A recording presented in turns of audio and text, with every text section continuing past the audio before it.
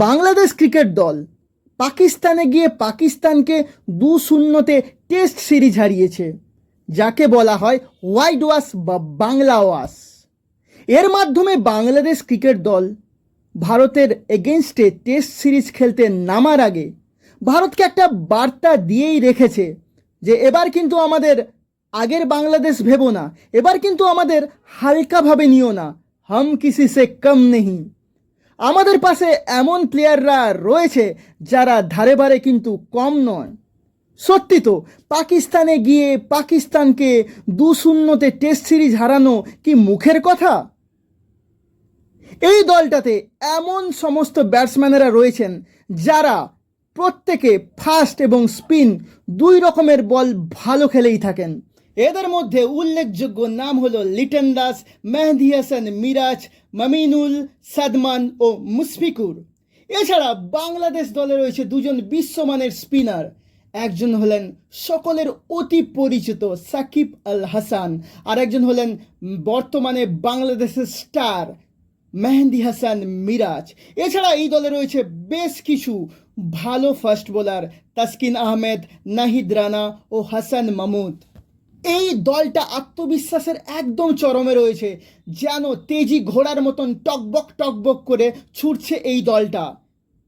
ভারতের এগেনস্টে test series খেলতে নামার আগে বিভিন্ন জায়গায় সাংবাদিক সম্মেলনে বাংলাদেশের প্লেয়াররা যে ইন্টারভিউ দিচ্ছে, তাতে তাদের কথাবার্তা কিংবা তাদের বডি ল্যাঙ্গুয়েজ দেখে এটা মনে হচ্ছে যে এবার তারা ভারতের এগেনস্টে যে টেস্ট সিরিজ খেলতে নামছে, তারা ম্যাচ বাঁচানোর জন্য কিন্তু টেস্ট সিরিজ খেলতে নামছে না, তারা টেস্ট সিরিজ খেলতে নামছে টেস্ট সিরিজ জেতার জন্য।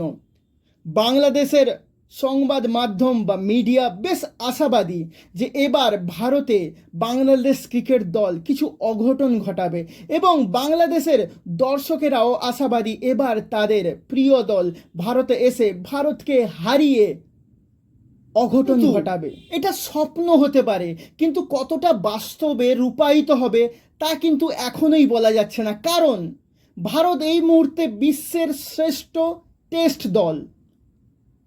ভারত গত 4000 দিনে কখনোই ভারতে টেস্ট সিরিজ হারেনি। ভারত 2012 থেকে এখনো পর্যন্ত 45টা টেস্ট ম্যাচ খেলে ফেলেছে ইন্ডিয়াতে, যার মধ্যে মাত্র 5টা টেস্ট ম্যাচ হেরেছে। এক কথায় ভারতে হারানো না মুমকিন। ভারত নিজের দেশে অপ্রতিরোধ্য।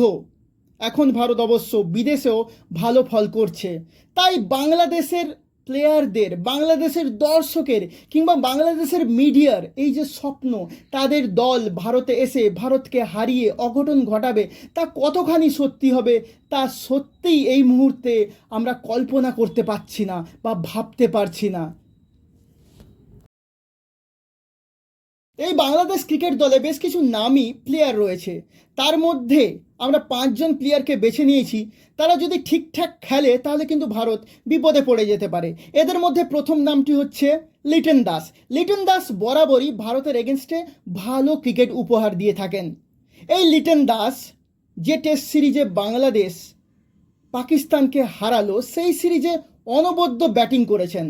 তিনি প্রথম টেস্টে প্রথম ইনিংসে 56 রানের একটা দুরন্ত ইনিংস খেলেন, এবং তিনি দ্বিতীয় টেস্টের প্রথম ইনিংসে যখন বাংলাদেশ ক্রিকেট দল 26 রানে 6কে হারিয়ে ঢুকছে, তখন অনবদ্য ব্যাটিং করেন। তিনি 138 রানের একটা অনবদ্য ইনিংস খেলেন। এই যে 138 রানের একটা অনবদ্য ইনিংস, তা বাংলাদেশকে খেলায় ফিরিয়ে এনেছিল এবং দ্বিতীয় টেস্ট এবং টেস্ট সিরিজ জিততে ভীষণ সাহায্য করেছিল। এই তালিকায় দ্বিতীয় যে নাম উঠে আসছে তিনি হলেন মুশফিকুর রহিম।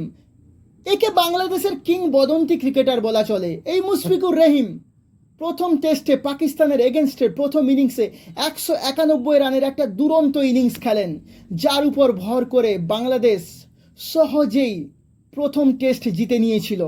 এই মুশফিকুর রহিম প্রথম টেস্টে ম্যান অফ দ্য ম্যাচ হয়েছিল। এই মুশফিকুর রহিম ভারতের এগেনস্টে বরাবর দুরন্ত ক্রিকেট খেলে থাকেন, তাই এই মুশফিকুর রহিমের থেকে ভারতকে সর্বদাই সতর্ক থাকতে হবে।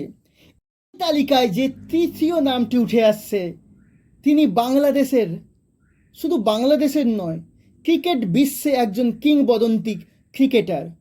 ইনি একজন বিশ্বসেরা অলরাউন্ডার। ইনি হলেন সাকিব আল হাসান। এই সাকিব আল হাসান নিজের দিনে অত্যন্ত ভয়ঙ্কর, যে কোনো দেশকে নিজের দিনে একার হাতে শেষ করে দিতে পারে এই সাকিব আল হাসান। এই সাকিব আল হাসান ব্যাট হাতে যেমন মারাত্মক, বল হাতে ঠিক ততটাই মারাত্মক। সাকিব আল হাসান পাকিস্তানের বিরুদ্ধে তেমনভাবে নিজেকে মেলে ধরতে না পারলেও তাকে কখনোই টেকেন ফর গ্রান্টেড নেওয়া যাবে না, কারণ তিনি একজন ভয়ঙ্কর ক্রিকেটার এবং বিশ্বসেরা অলরাউন্ডার। এই তালিকায় চতুর্থ নাম যার উঠে আসছে, তিনি হলেন মেহেদি হাসান মিরাজ। এই মুহূর্তে বাংলাদেশের ক্রিকেটের আকাশে সব থেকে যে উজ্জ্বলতম নক্ষত্র, তার নাম হচ্ছে মেহেদি হাসান মিরাজ। এই মেহেদি হাসান মিরাজের মধ্যে রয়েছে অফুরন্ত ট্যালেন্ট। এই মেহেদি হাসান মিরাজ পাকিস্তানের এগেনস্টে টেস্ট সিরিজে তুলে নিয়েছিলেন 10টি উইকেট। এই মেহেদি হাসান মিরাজ পাকিস্তানের এগেনস্টে 77.5 গড়ে করেছেন 165 রান। দ্বিতীয় টেস্টের প্রথম ইনিংসে 26 রানে 6 উইকেট হারিয়ে পাকিস্তানের এগেনস্টে বাংলাদেশ যখন ঢুকছে, তখন মেহেদি হাসান মিরাজ 78 রানের একটা খুবই গুরুত্বপূর্ণ ইনিংস খেলেছিল, যেই ইনিংস বাংলাদেশকে অক্সিজেন জুগিয়েছিল এবং বাংলাদেশকে টেস্ট সিরিজ জিততে ভীষণভাবে সহায়তা করেছিল। পাকিস্তানের এগেনস্টে যে টেস্ট সিরিজ বাংলাদেশ 2-0 জিতল, তাতে এই ক্রিকেটার অর্থাৎ Mehedi Hasan Miraz man of the series হয়েছিলেন। এই তালিকায় যে পঞ্চম নাম উঠে আসছে, তিনি হলেন একজন তরুণ ফাস্ট বোলার, নাম হচ্ছে নাহিদ রানা। এই ক্রিকেটারটির বলে ভীষণ জোর রয়েছে। ইনি 150-এর উপর গতিবেগে বল করতে পারেন এবং পাকিস্তানের এগেনস্টে টেস্ট সিরিজে দুরন্ত বল করেছেন। তিনি রিজওয়ান, বাবর এদের উইকেট তুলে নিয়েছেন। তাই এই ফাস্ট বোলারের থেকেও ভারতীয় ক্রিকেটারকে অবশ্যই সতর্ক থাকতে হবে। মোটামুটি দর্শক বন্ধুরা, আমরা ভারত এবং বাংলাদেশের মধ্যে একটা দুরন্ত টেস্ট সিরিজ দেখার অপেক্ষায় রয়েছি।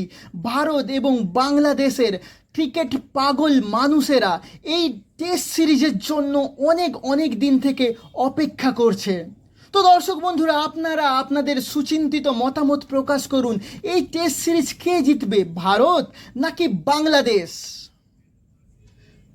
আমাদের আজকের এই ভিডিওটি যদি আপনাদের ভালো লেগে থাকে, তাহলে অবশ্যই আমাদের এই চ্যানেলটিকে সাবস্ক্রাইব করুন, আমাদের ভিডিওটিতে লাইক করুন, কমেন্ট করুন এবং এই ভিডিওটি বহু মানুষের মধ্যে ছড়িয়ে দিন।